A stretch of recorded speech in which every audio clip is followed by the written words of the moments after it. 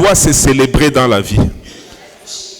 Ne sois pas seulement une personne qui pleure, qui se plaint, qui s'inquiète, qui est triste. Sois aussi une personne qui est dans la joie, qui est reconnaissant et qui célèbre ce qui doit être célébré. Gloire au Seigneur. Waouh. Je vais parler de quelque chose. Je crois que ça va t'aider, ça va aider quelqu'un. Un peu dans la pensée que nous venons de donner ici. Lisons un peu Matthieu 17. À partir du verset 2. Je ne sais pas comment tu prendras ces messages. Mais parmi les choses qui te rendront puissant, il y a aussi ça. Le monde n'a pas pitié des gens. Le monde réagit d'une certaine façon seulement quand tu es fort. C'est pourquoi ne sois pas faible. Mais la force dont je parle, c'est la force de Jésus. Pas la force selon Machiavel. Pas la force selon, je ne sais pas moi, Donald Trump. Moi, je parle de la force selon Jésus. La Bible dit, ton Dieu ordonne que tu sois puissant. Et il faut que tu sois puissant. Il faut que tu sois fort. Matthieu 17, 2, la Bible dit, il fut transfiguré. Bon, commençons même au chapitre, disons au verset 1er. 6 jours après, Jésus prit avec lui Pierre, Jacques et Jean, son frère, et il les conduisit à l'écart sur une haute montagne. Ah, que Dieu t'aide quand on doit sélectionner très peu de gens pour certaines choses très grandes, qu'on commence aussi à citer ton nom. Il y a des choses, ce n'est pas tout le monde qui arrive là-bas. Est-ce que vous savez ça? Dans la vie, il y a des circonstances et des réalités qui font qu'on va choisir quelques personnes pour qu'ils accèdent à un certain avantage, pour qu'ils accèdent à une certaine prérogative. Que Dieu t'aide quand ces choses-là viendront, que toi aussi tu sois là. Que tu ne sois pas toujours parmi ceux-là qu'on oublie, mais qu'on soit à un moment parmi les gens, on regarde, on dit, appelez aussi l'autre là. Nous allons un peu parler de ça. Il fut transfiguré devant eux et son visage resplendit comme le soleil et ses vêtements devinrent blancs comme la lumière.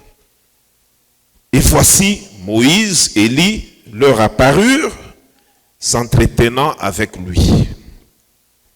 Pierre, prenant la parole, dit au Seigneur Jésus, « Seigneur, il est bon que nous soyons ici, si tu le veux.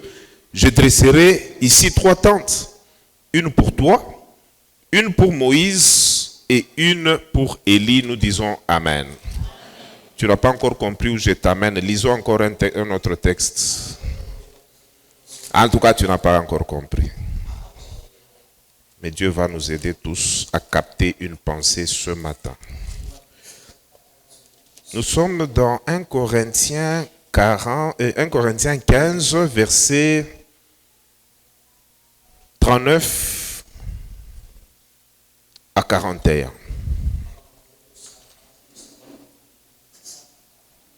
La Bible dit ceci. Toute chair n'est pas la même chair. Tu peux interpréter directement. Toute chair n'est pas la même chair. Mais autre est la chair des hommes, autre celle des quadrupèdes, autre celle des oiseaux, autre celle des poissons. Il y a aussi des corps célestes et des corps terrestres. Mais autre est l'éclat des corps célestes, autre est celui des corps terrestres. Autre est l'éclat du soleil, autre l'éclat de la lune, et autre l'éclat des étoiles. Même une étoile diffère en éclat d'une autre étoile. Nous disons encore Amen. Aujourd'hui, on va un peu parler de l'éclat. Dieu est un Dieu de lumière. Il est le soleil de la justice. Auprès de Dieu, il y a la lumière. La Bible l'appelle le Père des lumières, chez qui il n'y a ni changement ni ombre de variation.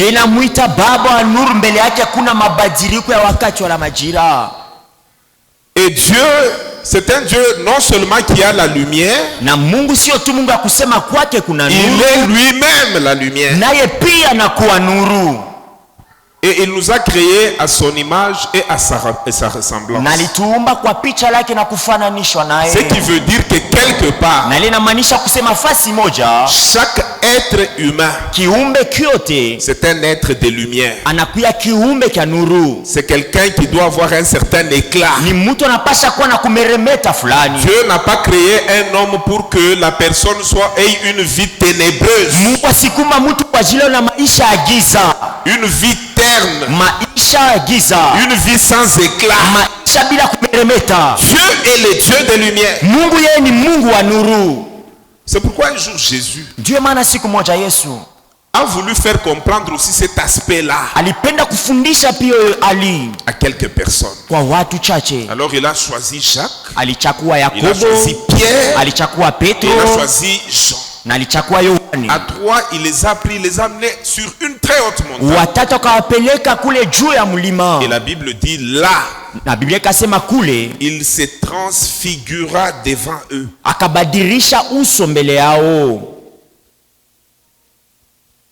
Il fut transfiguré devant eux. Et son visage resplendit comme le soleil. Quand vous lisez dans Luc, on vous parle comme le soleil quand il brille de sa plus grande force. Et ses vêtements devinrent blancs comme la lumière. Et fasciné devant ça, bien compris qu'il y a un mystère ici. Il ne faut pas qu'on s'éloigne d'ici. Il ne faut pas qu'on puisse ne pas jouir des avantages de cette expérience que nous venons de connaître. Si possible, il faut même la capter et la pérenniser. Alors il a même proposé de construire 3 tentes. Parce que dans cet éclat-là, entre-temps, il y a eu aussi Moïse et Élie qui sont apparus dans la gloire. Il dit alors, il propose au Seigneur, Seigneur, si tu le veux, si tu le permets, il est bon que nous soyons ici, que nous restions ici. Et si tu le veux, je dresserai ici 3 tentes. Une pour toi, une pour Moïse et une pour Élie. Tout ça parce qu'il avait vu l'éclat. Bien aimé, la vie est bonne quand il y a l'éclat. Et Dieu, c'est un Dieu d'éclat. C'est pourquoi on l'appelle le Dieu de gloire. Et il y a les gens qui ont vu la gloire de Dieu. Et je vous dis, la gloire de Dieu est vraie, elle est réelle, elle est même disponible. Même toi, tu peux voir la gloire. Mais on ne la voit que dans certaines conditions. Et quand on voit cette gloire, on commence peu à peu même à être transformé dans la même image. Et la Bible dit transformé dans la même image de gloire en gloire. D'une gloire vers une gloire plus grande encore. Et ça, ce sont des choses que Dieu fait. Mais moi, j'aimerais rapporter ça à ta vie. maisha yako. Parce que c'est bien de les lire dans la vie de Pierre. Kwa maana mzuri kuyasoma maisha ya Même Petro. dans la vie de Moïse. Hata maisha ya Musa. Moïse qui avait fait des jours à la montagne. Musa alipitisha masiku mengi kumulima. En train de recevoir le 10 commandements. Alikuwa anapokea amri 10. Dieu était en train d'écrire lui-même avec son doigt sur des tables de pierre. Mungu alikuwa anaandika peke yake na kidole yake kwenye majiwe. Il a vu la gloire de Dieu. Aliona utukufu wa Mungu. Il parlait avec Dieu. Alikuwa anaongea na Mungu comme un homme parle avec un homme. Kama mtu anaongea na mwanadamu mwingine. Et Dieu lui a donné les 10 commandements. Na Mungu akamkabria amri 10. Dieu n'est pas resté seulement avec la gloire pour lui. Mungu asikubakia tu na utukufu Quand juu Moïse yake. est descendu de la montagne Wakati Musa alishuka toka mlima avec les tablettes, na hiyo mawe, la Bible dit ceci. Biblia inasema hivi. Nous sommes là dans Genèse ou dans Exode. Tunakuwa Kutoka. Ça doit être Exode 34. Inaweza kwa Kutoka sura 34. Que son visage Ya kusema uso wake brillait ilikuwa na meremeta et la peau de son visage na ngozi la uso wake ilikuwa na ng'aa. Si bien que Aaron et les autres lui-même ne savaient pas. Naye peke sikuwa najua. Dans le mystère que je vais vous parler aujourd'hui, Mhuduma ambao tamisemezea leo, je vais te dire une vérité spirituelle. nitakwambia ukweli mwa wa kiroho. Chaque personne a un éclat. Kila mmoja anakuwa na kumeremeta kwake. Parfois que lui-même ne connaît Ya pas. kusema hata mwenye mtu Même asiyajue. Moïse ne savait pas que son visage brillait. Na Musa Il sikuwa disait anajua bien, kusema uso wake alikuwa na il meremeta. ne le savait pas. Asikuwa C'est anayajua. les autres en le regardant. Ni wengine mkumwangalia. Ils ont commencé à dire, tu vois comment? Akisema unaona namna gani? Et on dirait que la peau de son visage rayonne. Inakosa ngozi ya uso Et wake inakuwa na c'était ng'aa. une lumière tellement éclatante. Ilikuwa ni nuru ya kumeremeta. Et quand Moïse commençait à interagir avec eux, Na wakati Musa alikuwa il anaongea était nao, obligé de se voiler la face. aliitwa kufinika uso Parce que wake. sa face brillait. Kwa maana uso wake ulikuwa na Il faut que ta meremeta. face brille. Inapasha uso wako Il faut que umeremete. ta vie brille. Inapasha maisha yako Il faut que imeremete. ta situation Inapasha jambo lako brille. ipate kumeremeta. Évolue Endelea de gloire en kwa gloire. utukufu kwenda kutukufu Et ingine. ça va manifester la gloire de Dieu. Na ile tuonesha utukufu wa Aujourd'hui, Mungu. je vais vous parler de 5 choses Ile leo nitamisemezea juu ya vitu qui 5 peuvent faire briller le visage d'un homme. inaweza kufanya uso wa mtu meremete. Alléluia. Amina. Même toi, ton visage, ta vie peut briller. Nawe pia uso wako wala maisha Et yako c'est inaweza même des kumeremeta. deux choses qui empêchent Naweza kusema hata vitu vinaweza kuzuiza que ta vie puisse briller. ya kusema maisha yako ipate kumeremeta. Alléluia. Amina. Parce que dans ce monde, il y a des gens qui ont des pouvoirs spirituels. Dunia kuna watu wanakuwa na uwezo wa kiroho. Peut-être vous entendez des choses, vous ne tirez pas attention à ça. Inaweza kuwa mnasikia vitu lakini muweke ange Le yenu. diable connaît la valeur de la lumière. Shetani anajua bei ya nuru. Et parmi son combat, Na kati ya mavita lake c'est faire en sorte que ta lumière ne brille jamais. kuna kwa ile ya kusema nuru yako isikapate Le diable kuonekana. peut travailler sur la vie de quelqu'un Shetani anaweza kufanya kazi pa maisha ya pour mtu empêcher que sa lumière brille, kwa ajili ya kuzuiza nuru yake pour pate empêcher kuangaa, que son visage attire la faveur. kwa ajili ya kuzuiza uso wake pate Et dans kukokota la faida. sorcellerie, Na kupitia bulozi il existe des personnes kuna watu dont la spécialité ambao ufahamu wao c'est de trafiquer la lumière des gens, ni kukombanisha nuru ya c'est watu, de réduire l'éclat des gens, ni kushusha kumeremeta c'est kwa watu, d'empêcher que les visages des gens brillent. ni kuzuiza uso ya watu Ils pate ont la kumeremeta. capacité Wanapata na uwezo d'envoyer des masques ya kutuma hiyo sur mamaska les visages des gens. pa uso ya watu, Et tu as un visage de deuil. na unakuwa na uso ya La Bible kilio. parle le visage de deuil. Biblia inasemezea juu ya uso ya kilio. Tu peux avoir Unaweza kuwa un visage affaibli. na uso Nous msaifu. allons lire même dans Job. Tutayasoma kama kitabu ya Yobu. Tu peux avoir un corps Unaweza kuwa na mwili qui n'a aucun éclat. inakosa Nous kumeremeta. allons les lire. Tutayasoma. Vous allez voir qu'il y a des choses que tu négliges, Mtaona kuna vitu ambao mais qui unabeula, déterminent beaucoup lakini unaonesha vitu mengi, ce que tu as et ce que tu manques. ile ambao unayo na ile ambao unakosa. Alléluia. Amina. Si ton éclat est bon, Kama kumeremeta kwako kunakuwa il mzuri, y a des choses que tu ne manqueras jamais. kuna vitu ambao zitakosa Si kamwe. ton éclat est trafiqué, Kama kumeremeta kwako kunakombanishwa, tu peux être présent là où il y a les choses, on t'oublie. unaweza kuwa pafasi pale kuna vitu lakini On te wanakusahau, refuse. wanakukataa. Parce que quand on te regarde, Kwa maana wakati il y a wanakuangalia une grâce sur ta vie. kuna vitu onekane pa maisha yako. Alléluia. Amina. Ce que je vous dis, c'est la vérité. Ili nawaambia na kwa kweli, Vous allez voir quelqu'un avoir les faveurs où on est en train de refuser les mêmes faveurs à une autre personne. Utaona mtu anakuwa na mafaida lakini anakatalia mwingine juu ya ile mafaida moja moja. Banque la semaine ici. Wakati wa hiyo wiki j'arrive, je n'avais pas de stylo, on nous met souvent des stylos là-bas. Na ufika siku na kalamu ya wino wanatiliaka pale. Et pour que si tu signes quelque chose, tout ça. Kwa kila kitu moja. Et j'attendais. Na kisha niko ngojea. J'ai vu une personne refuser et terminer d'écrire. Naona mtu moja. Je lui dis, monsieur, tu peux m'aider avec ton stylo? Ah oui, avec plaisir. Namwambia ndugu yangu usije kalamu ya wino. J'ai complété ce que je devais compléter. Nikaandika ile nipasha kuandika. En la quittant, et puis je lui ai remis. Na kisha yake nikamrudishia. À peine celui qui est à côté de moi. Na pale wakati ile unakuwa pembeni yangu. Monsieur, tu peux aussi m'aider. Tunaweza kunisaidia. Le monsieur le regarde. Ule ndugu anamwangalia. Et puis il fait. Et puis il part. Kisha naenda. J'ai dit, mais ce monsieur qui était gentil il y a 2 minutes. Huyu mtu alikuwa mwema kwa dakika 2. Pendant 1 minute. Natumia kalamu yake ya wino dakika moja. Voilà qu'à un autre il le refuse et il fait même ça. Tazama kwa mwingine mkatilia anafanya tai. J'ai compris que le même stylo nikaliwa kusema ile kalamu ya wino moja a été donné et a été refusé à l'autre. Kwa moja alimpewa kwa mwingine mkatalia. Il était pressé. Alikuwa après il est allé s'asseoir. Na kisha kaenda kukaa. Pourquoi avait-il réagi comme ça? Kwa nini alitenda kwa hiyo aina? Je ne peux pas en faire une doctrine. Siwezi kuyafanya dini. Mais je vous dis que chaque personne répète une image quand on la regarde. Kila mtu anaonesha mwangaza moyo wakati wanamwangalia.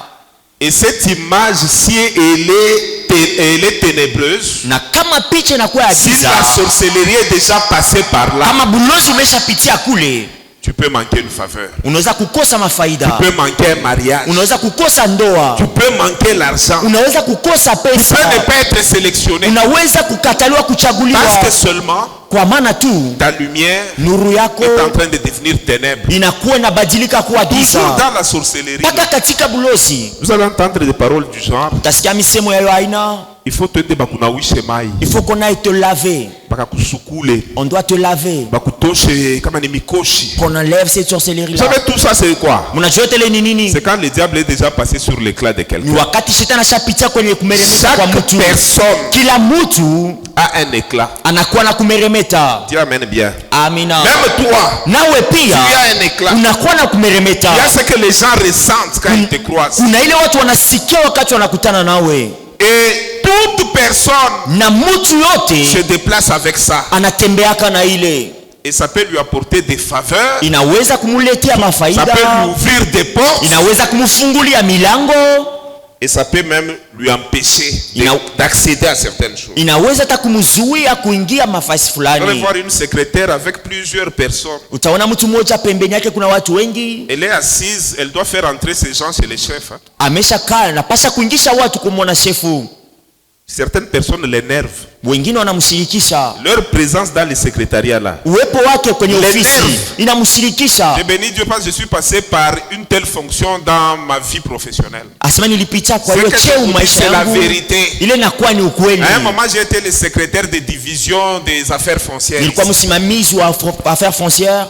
Je ne comprenais pas ce phénomène. Sikujua hiyo mambo. Et le chef était très fréquenté. Na chef alikuwa anapokea watu. Tout passait par moi. Yote ilikuwa napitia kwa les signataires, des lettres, des dossiers, mabarua yote ilikuwa napitia kwa. J'avais désigné dans le secrétariat, on était 6 à 7 ou à 8, j'avais désigné dans le secrétariat une personne qui devait s'occuper des audiences. Nilikuwa nachagua mtu mmoja alikuwa anakupokea watu. Elle me disait la même chose aujourd'hui là à Kinshasa, elle est aussi chef de bureau. Alikuwa ananiambia paka vitu moja moja leo kuna kwa Kinshasa. Asema papa Kadi. Vous avez déjà aussi constaté ça? Il y a des gens lorsqu'ils sont dans le bureau, tu es fâché, tu es en colère. Vous savez tout ça c'est quoi? Ils ont déjà commencé à travailler. J'ai vu ça dans des deuils. Niliona ile katika vilio. Ça, je l'ai même déjà dit quand nous étions en ville. Les mamans préparent des très bonnes choses. J'ai vu ça dans des deuils. J'ai vu ça dans des fêtes. Tu passes par la cuisine. Tu animes les mamans. Maman, vous préparez des très bonnes choses. Oui, tout est servir moi qui pande. Dieu tout est mikabulia dans peu de temps. Est-ce que je peux un peu goûter? On te donne. Tu goûtes. Une autre maman dit goûte aussi ici. 2 minutes seulement après. Une autre personne passe par là. Il veut goûter. On se fâche. C'est quoi ça? Passer à la cuisine. Cette différence vient d'où? Vient de ce que tu fais ressentir aux autres. Vient de ta lumière, de ton éclat. Chaque homme a une lumière. Toutes les étoiles ont une lumière. Et tel est l'éclat de telle étoile. Tel est l'éclat d'une autre étoile. Et par rapport aux étoiles, les mages avaient dit à Jésus, disons aux parents de Jésus, nous avons vu son étoile et nous sommes venus l'adorer. C'est comme si sur la vie de chacun il y a une étoile qui brille. Alléluia. Ça peut pousser les gens de quitter loin pour toi. Ça peut pousser les gens à amener des cadeaux dans ta vie. Ça peut pousser les gens à te faire des faveurs. Mais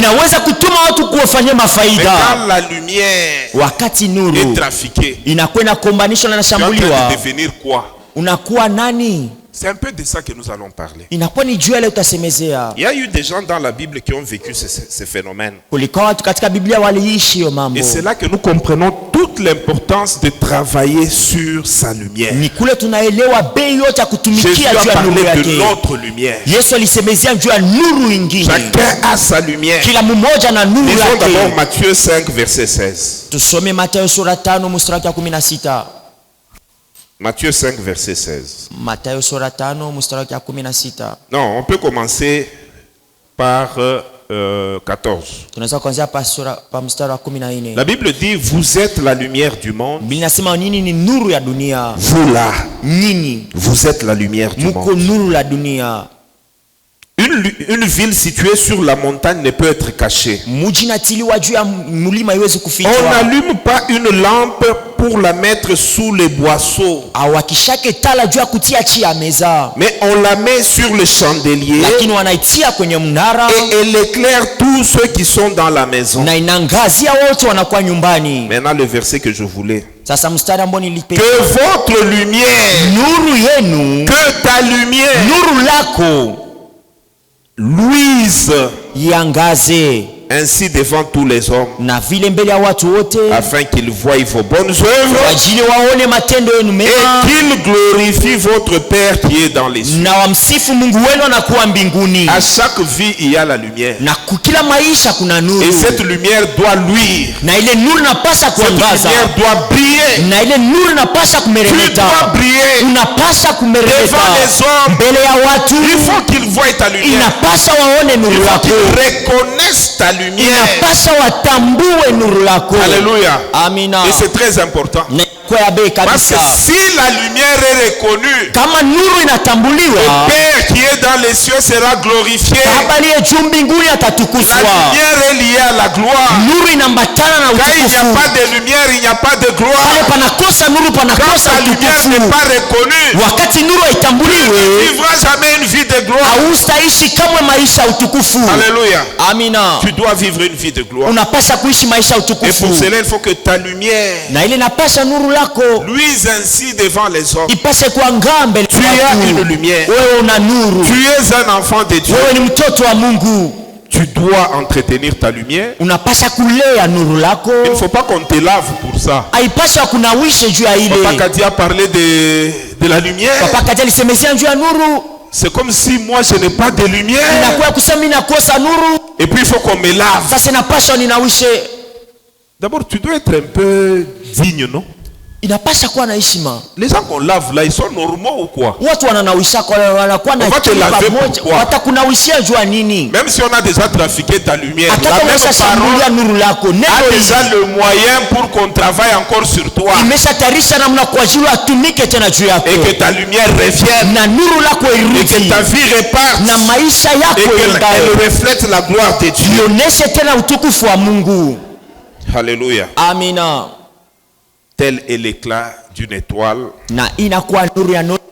Pour Jésus, son visage avait brillé comme la lumière. Comme le soleil. Dans la Bible des témoins de Jéhovah, on dit le soleil a son zénith. Quand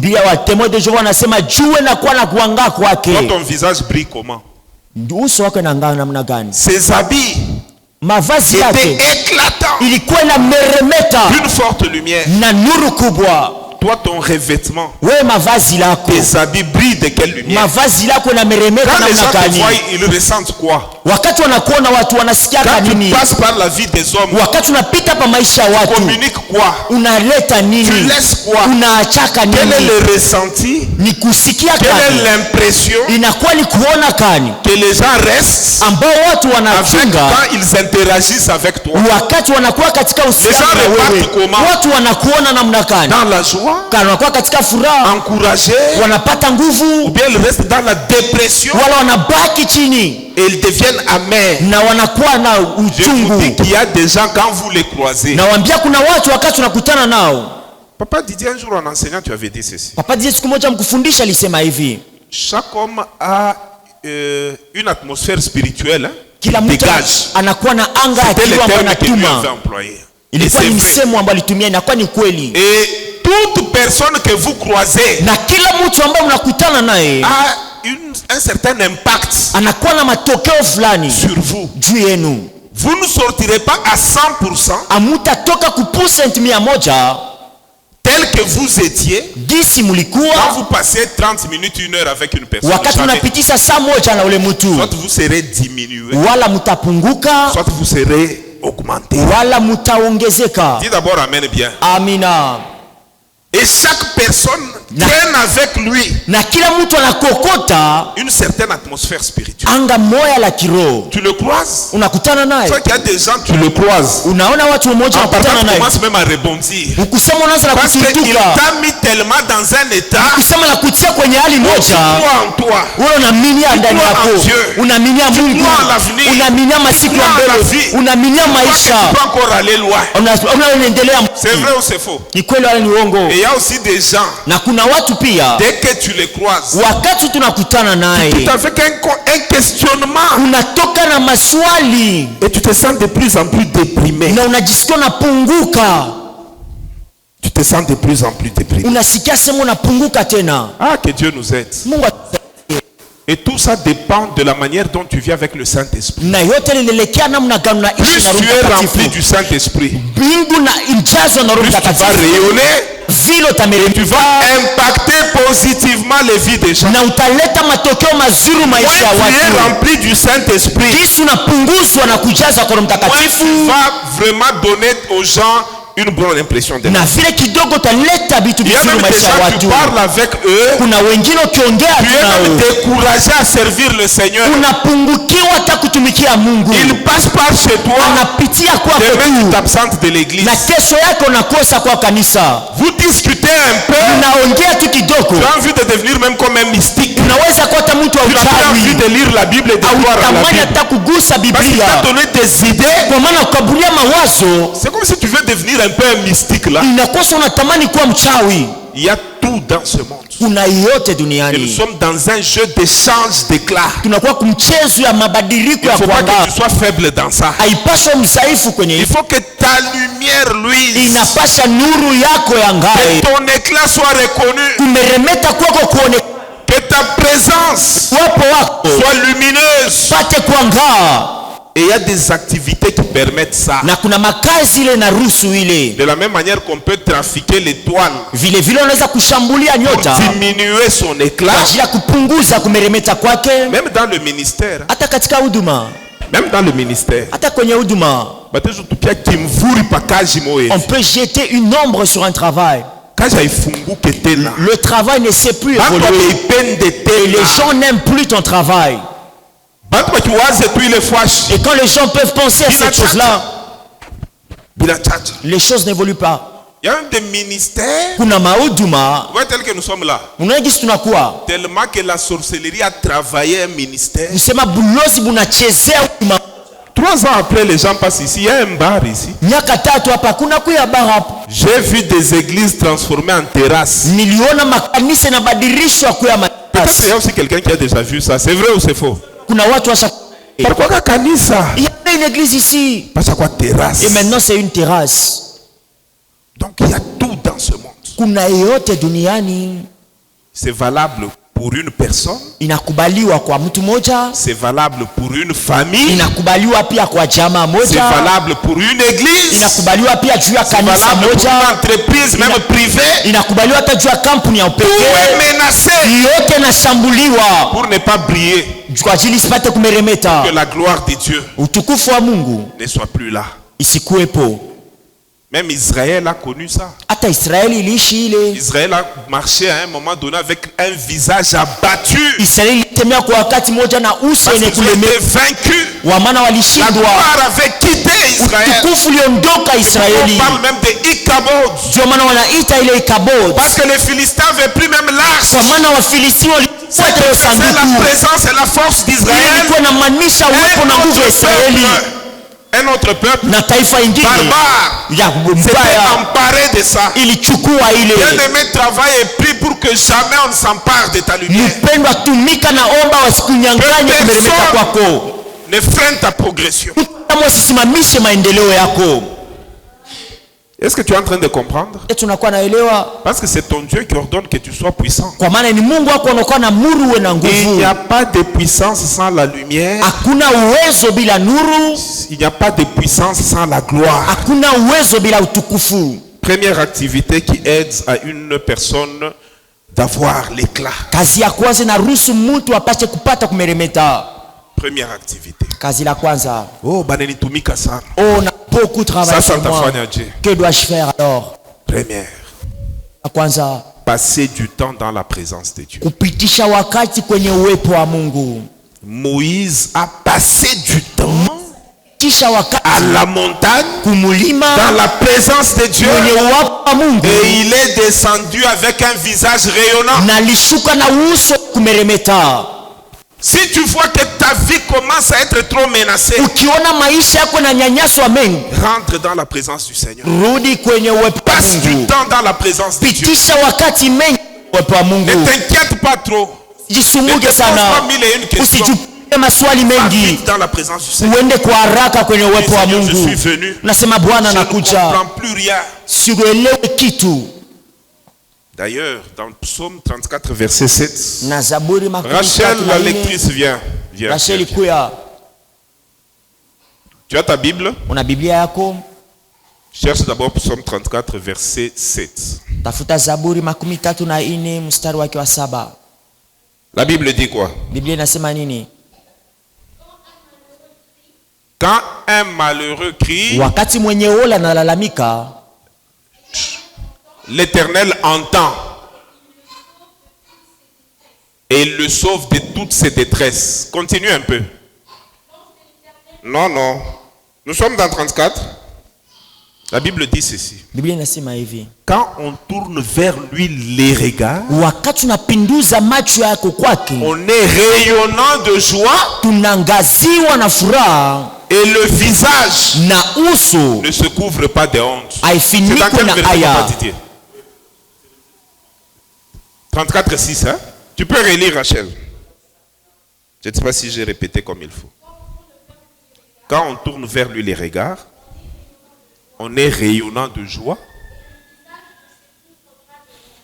et le visage ne se couvre pas de honte. Amen, amen. Amina. Première chose, c'est retourner nos regards vers l'Éternel. Là, on va rayonner de joie. Et notre visage ne se couvre pas de honte. Dans ce monde, ton visage peut être couvert de honte, de tristesse, de deuil, d'amertume. Ton visage là. Et tout ça sur le plan spirituel diminue ta lumière. Amen, amen. Amina. Et les gens qui sont sensibles spirituellement na watu wote wanakuwa sikilivu katika kiroho, watakupiga taswali ndugu, dada yangu, quelque chose ne va pas. Kitu mwa kideki. Parce qu'ils sentent que ta lumière, ils perçoivent comment ta lumière est diminuée. Kwa maana wanaona namna gani nuru yako inapunguka na uso wako soit couvert de deuil, de pleurs, de larmes ou même inakuwa na kilio na aya na machozi na yote. Si vous voulez lisez dans Job. Vous allez vous rendre compte quand un visage est couvert de larmes et de honte et de pleurs et d'amertume, qu'est-ce qui en résulte? Job 16, lisons même un verset. Ce n'est plus que 10 minutes, 15 minutes. Les modérateurs, faites toujours en sorte que je prenne la parole à 30, que je puisse aussi utiliser tout mon temps. Job 16 dit quoi?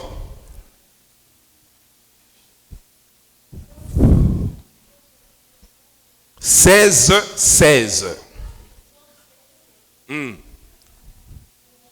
Ouais.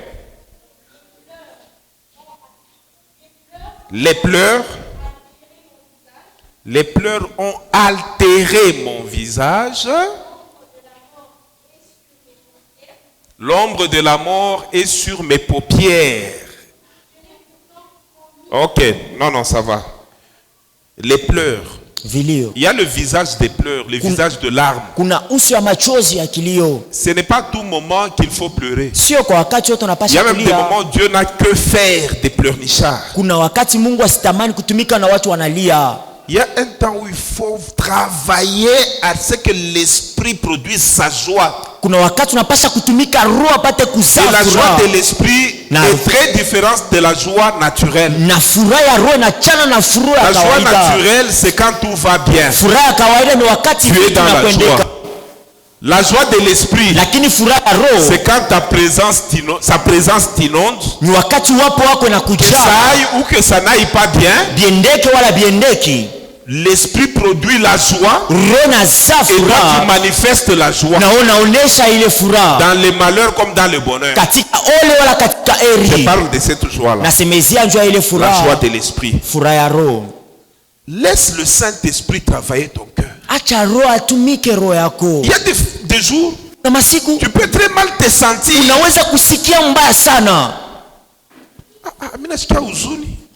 Je suis triste. Je me sens tellement triste là. Fais attention à ça.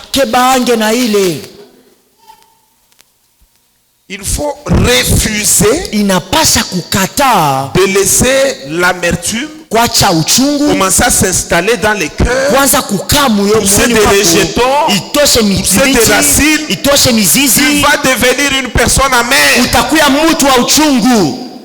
Et ce qui peut te sauver, c'est la joie de l'esprit. Au Saint-Esprit, Saint-Esprit, malgré les temps difficiles par lesquels je passe, j'ai besoin de ta joie. Et quand il va produire cette joie, ton visage va rayonner, ta lumière va réapparaître et ta vie va continuer. Amen bien. Première activité, chercher la face de Dieu. Il faut tellement chercher la face de Dieu. Parce que la vie a tout pour te déprimer. La vie que tu vois. La vie. Elle a tout pour que tu aies même envie de mourir. Même si tu es chrétien, tu peux avoir envie de mourir. Peut-être ça ne s'est jamais arrivé. Tu as envie de mourir. Et tout ça, c'est l'œuvre de la sorcellerie. Tu peux avoir envie d'abandonner tout. Laisse l'esprit travailler ton cœur pour amener ta lumière, ton éclat. Deuxième activité qui fait que une personne peut avoir un visage rayonnant. Ecclésiaste 8, chapitre 1er.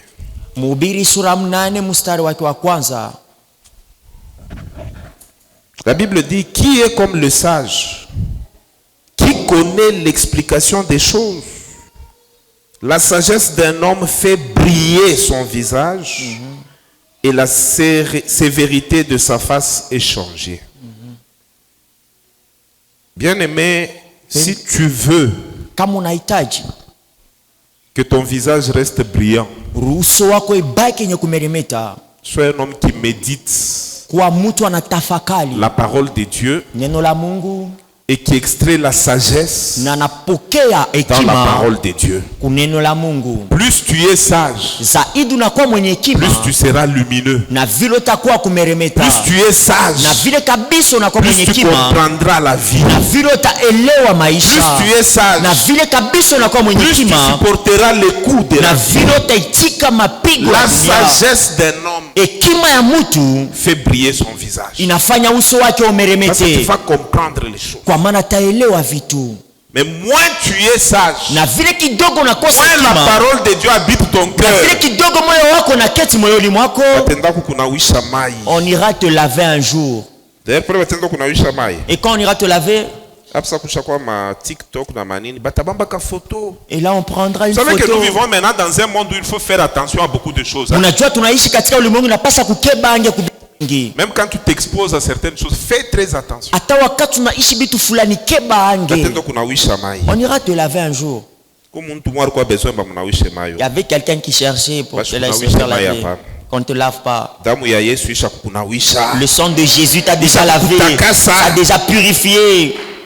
Crois en la parole de Dieu. Sois rempli de la sagesse de Dieu. Tout ce qu'on fait mal, on attrapera d'une manière ou d'une autre. Comprends ces choses. Lisons un peu 2 versets, je vais te montrer ce qui rend parfois que l'éclat d'une personne diminue. Lis un peu Psaume 31 verset 10. Zaburi 31 mstari wake wa 10. La Bible dit quoi?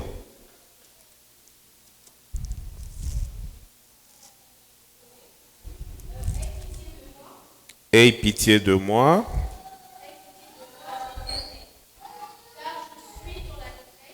Car je suis dans la détresse.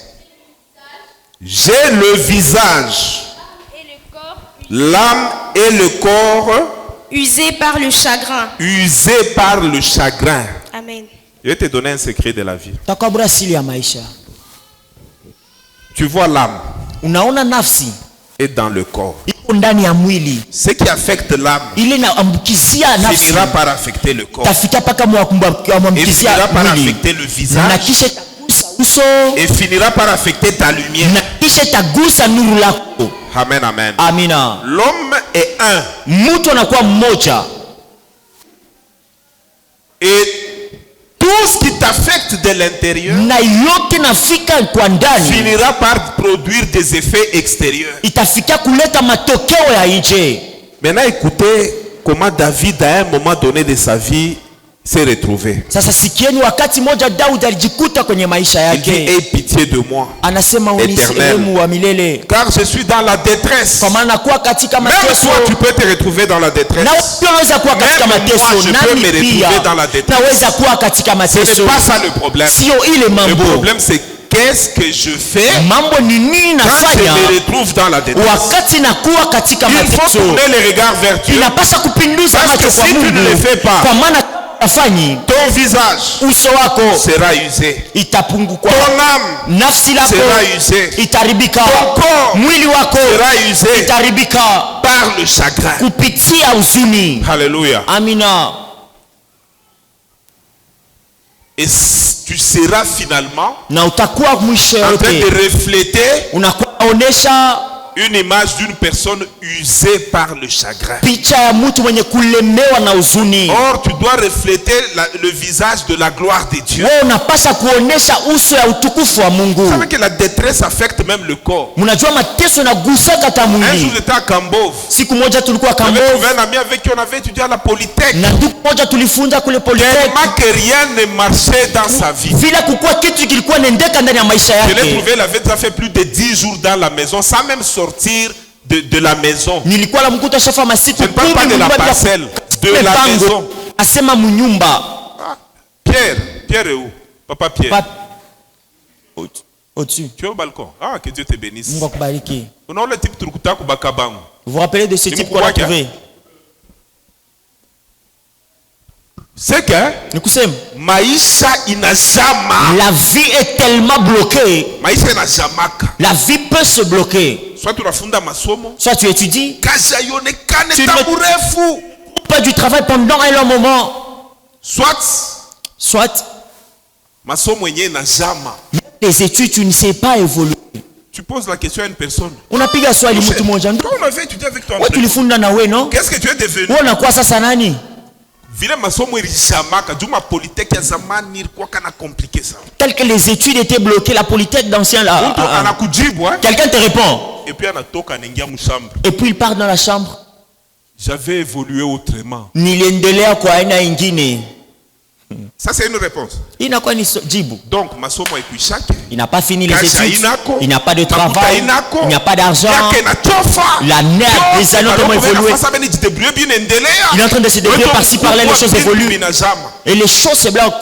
Alors, pendant que Pierre parlait avec son ami, ce que nous étions allés chercher, il m'a raconté comment la vie l'a compliqué. J'ai fait 10 jours. Je ne suis même pas sorti de cette maison. Détresse. Amertume. 10 jours. Ah, j'étais déjà chrétien. Je lui ai parlé de la parole. Je lui ai parlé de l'espérance. Je lui ai parlé de la résurrection. Je lui ai parlé de Dieu. La fin de l'histoire, c'est qu'il s'était tenu debout. Son visage était devenu gai. Et il nous avait accompagnés jusqu'en dehors. Tu passes dans les vies des gens pour faire quoi?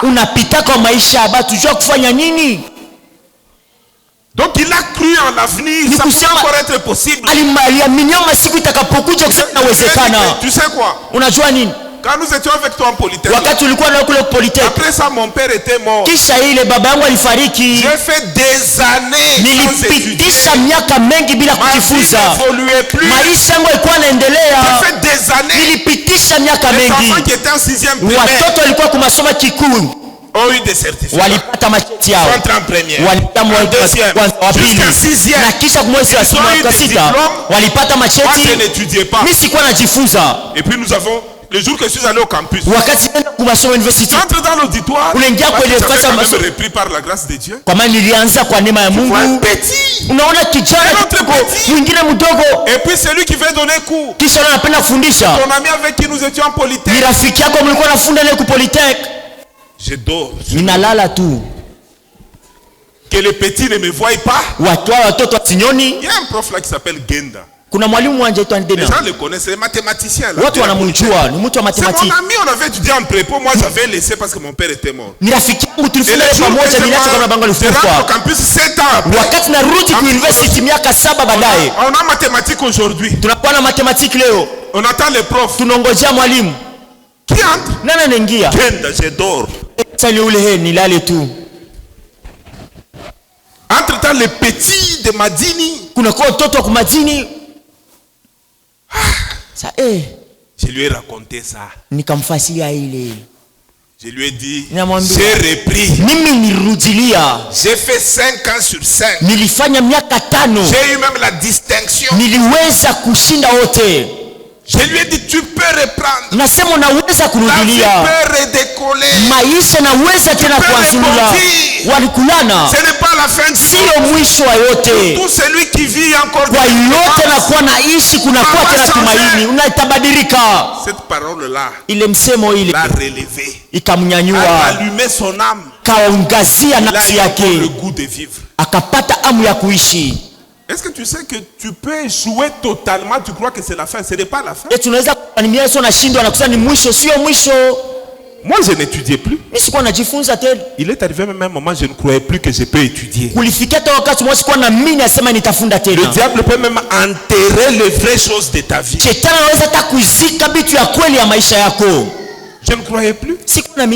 Et puis un jour, par la grâce du Seigneur, par les voies du Seigneur, j'ai repris. J'ai terminé.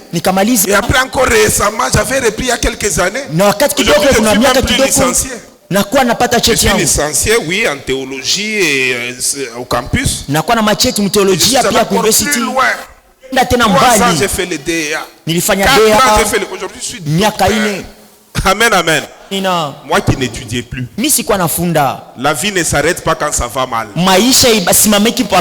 Dire seulement les leçons. Tu peux aller encore très loin. Ton éclat peut revenir. Ta lumière peut revenir. Le jour que j'avais soutenu ma thèse, j'ai vu seulement les gens. Un ami de Kinshasa m'a écrit. Tu es la preuve de la vraie persévérance. Je me rappelle à l'époque de la mort du vieux. Nous tous on avait fini la licence. Toi tu n'étais encore nulle part. Aujourd'hui toi tu es docteur. Nous tous nous sommes restés des licenciés. Ton Dieu est vivant. Amen, amen. Tu peux rebondir. Ça peut encore marcher. La lumière peut luire encore. Alléluia. Amina. Ah, bien aimé. Dans le domaine du mariage, je connais une dame. Toujours Pierre là la connaît aussi. Parce qu'avec lui on a eu beaucoup d'expérience. Ushakona, tu as 40, non, 30 quelques. Quand les filles de 22 ans se marient, toi tu es protocole. À 35 ans, dans le mariage d'une fille de 23 ans. Ça ne fait pas du bien. C'est bien quand nous en parlons comme témoignage. Mais dans les cœurs, ça ne fait pas du bien. Et puis encore un autre mariage. Ah, Dafulani anafanya kako ma protocole bien. Et il y a une telle soeur qui fait très bien le protocole. 36 ans. Protocole au mariage, c'est pas de 27 ans. Je le suivi. Bikanza kumwalabisha. Bikanza kumwalabisha. Et ça a commencé à la détruire. Dada fulani batamwaka shukani. Dada fulani batamwaka shukani. Ah, Mungu anekalaka bien. Mungu akumbingu, il faut kumufanya confiance. Ata binaka wachunga. Tourne vers lui son visage, ton visage. Médecin. Depuis moi, tout n'a rien quoi sur chile. À chaque ma statistique. Elle avait déjà fini en statistique. Elle a taffeta bibi. Et il cherchait une femme. Encore comment on va pas. Et il est venu la prendre. À 39 ans, on l'a épousée comme première dame. Elle a commencé à avoir des enfants. Elle en a 4. Elle travaille, elle est médecin. Son mari travaille, il est statisticien, mais il travaille à Kolwezi, quelque part où il est, comment on les appelle? Les comptables d'une grande entreprise. Mais un moment il a vécu qu'on ne l'épousera jamais. Alléluia. Amina. Aujourd'hui, elle est devenue un témoignage vivant. Elle était toujours à l'église. On organisait des veillées. Il y a les gens qui la calomniaient. Vous pensez que calomnier seulement les autres, même nous aussi. Nous on n'avait pas calomnié dans le mauvais sens. Nous aussi on parlait au moins de son histoire. Cette sœur-là, quand est-ce qu'elle sera prise en mariage? C'est tellement mal. Nous aussi on parlait. Mais nous tous, les seigneurs, Dieu a fermé les bouches. Tu seras prise en mariage et les gens verront cela. Ta lumière va venir. D'ailleurs, ton mariage sera accompagné d'un grand témoignage. Parce que le Dieu des cieux, le Dieu de gloire, il y a des choses qu'il fait traîner. Tu connais aussi cette dame-là. Il suffit que je te rappelle. Donc ce sont des histoires vraies. Il est temps. En semaine, nous allons continuer. Que Dieu vous bénisse.